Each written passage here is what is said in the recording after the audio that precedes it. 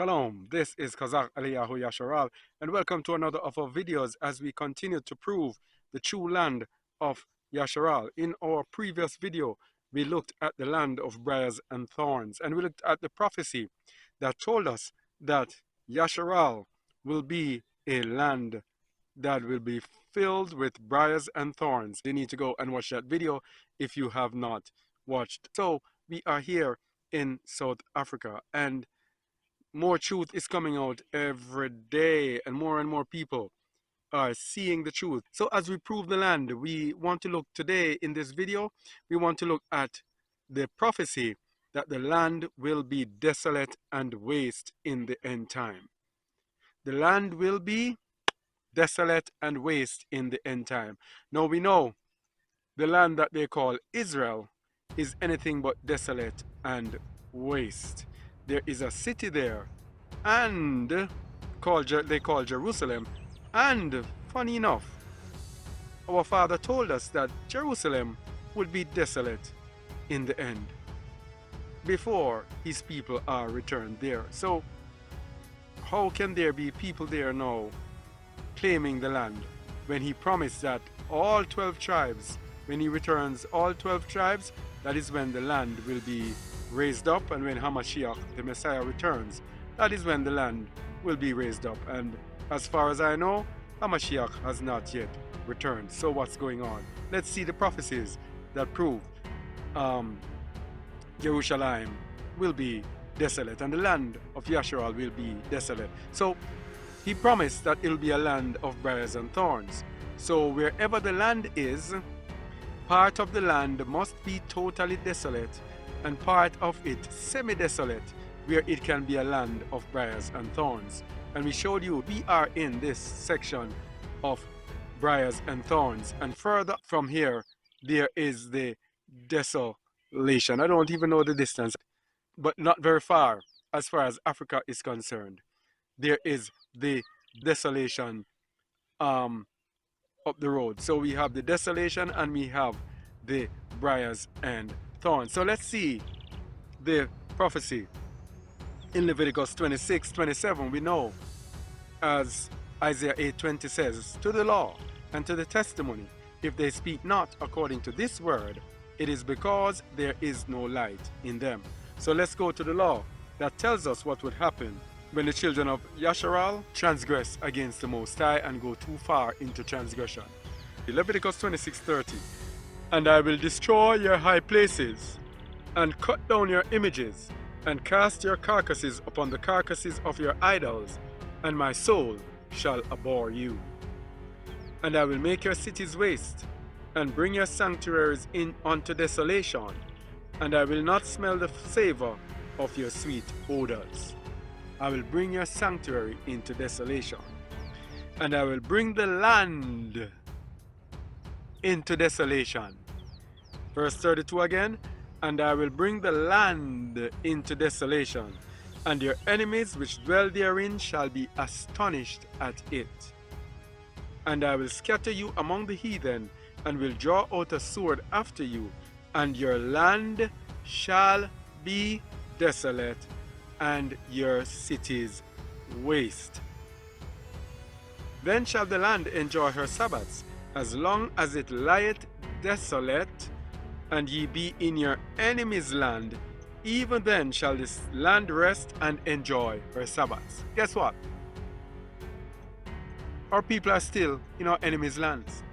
Some of us who he has called to flee out of the midst of Babylon have left our enemy's land and returned to the land. But we are still in our enemy's land, and Jerusalem has not yet been raised up. Yeah? That city they call Jerusalem, that country they call Israel, could not be it, because the children of Yasharal are supposed to be in their enemy's land before he raises it up. Before he raises up Jerusalem, he restores Judah, he restores Israel for the 12 tribes. Let's continue. So the meaning of desolate there, it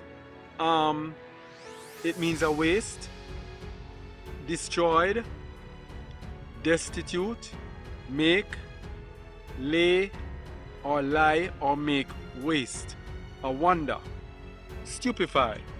In other words, the place is going to be such a waste, people are going to marvel.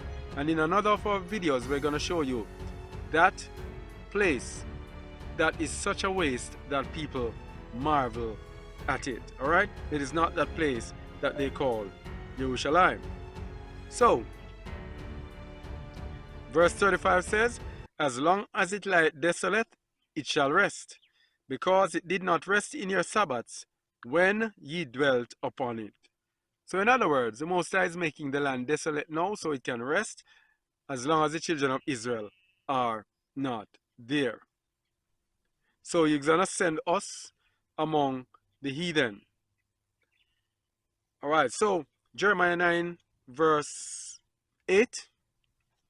Their tongue is as an arrow shot out. It speaketh deceit. One speaketh peaceably to his neighbor with his mouth, but in heart he layeth his wait. Shall I not visit them for these things, saith Yahuwah? Shall not my soul be avenged on such a nation as this? For the mountains will I take up a weeping and wailing, and for the habitations of the wilderness a lamentation, because they are burned up, so that none can pass through them. Neither can men hear the voice of the cattle. Both the fowl of the heavens and the beast are fled, they are gone. Wherever the land is going to be so desolate that not even the cattle, not even birds are going to be there, or beasts. Yeah?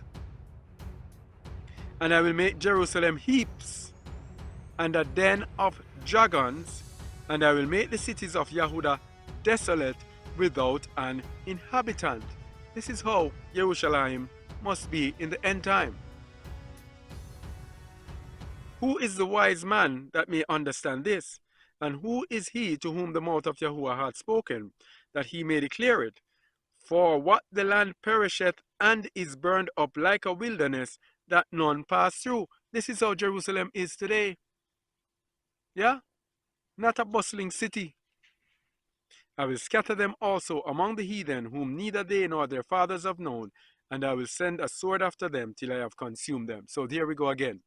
There will be a desolation and then scattered among the heathen, which is what happened to us in the transatlantic slave trade. All right? Jerusalem is not existing as a city at this time according to prophecy.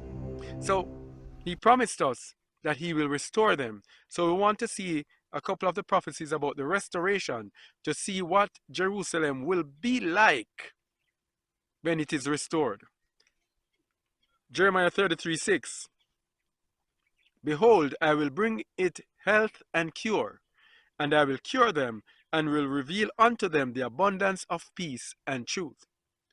And I will cause the captivity of Judah and the captivity of Israel to return. So we see the captivity of Judah, which is the southern kingdom, the captivity of Israel, which is the northern kingdom. So the 9.5 northern tribes plus the 2.5 southern tribes, that's the 10 tribes of Israel. The nation that they call Israel today, they say there are only 2 or 2.5 tribes there. When Israel is restored, it will be the whole 12 tribes, as it says in Jeremiah 33:7. Let me read it again. And I will cause the captivity of Judah and the captivity of Yasharal to return, and will build them as at the first.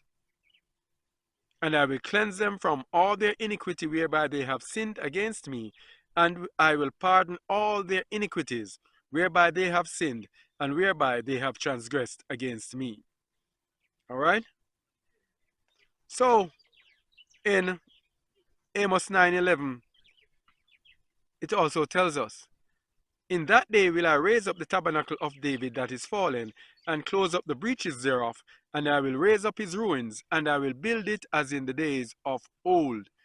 When Yasharal returns, the whole world is going to know that the Most High rebuilt the old ruins. And here's why it's going to do it. In verse 12 says, that they may possess the remnant of Edom, and of all the heathen which are called by my name, saith Yahuwah, that doeth this. When Yasharal is restored from its desolation, it will be so that they possess the remnant of Edom. and possess all the heathen. In other words, when Yasharal or Israel is restored, Israel will be ruling the world, will be ruling, and all the Edomites and all the heathen will be subject to them. Now, if you realize or know who the Edomites are, we have an article on our website, Who Are the Edomites Today? You need to check that out. You will realize that the Edomites, the same people who say they are Jews today, these are the children of Edom. So the children of Yasharal have to possess those people. And that is why Hamashiach said in Revelation 3 verse 9 that he is going to make them come and bow down at our feet so that they will know that he has loved us. Because we are in captivity and been living under the curses of the law for so long, the whole world, and we have been a proverb and a byword in the whole world. No one likes us, no one values us. Hamashiach is going to have to do something to let them know, hey, I've loved them all along. But because they were naughty and transgressed, that is why they were in captivity. So he's going to make those same people who say they are Jews, who are of the children of Edom, to bow down before the true children of Yasharal. And they will know that we have always been loved. All right? So, verse 14 says, and I will bring again the captivity of my people of Yasharal.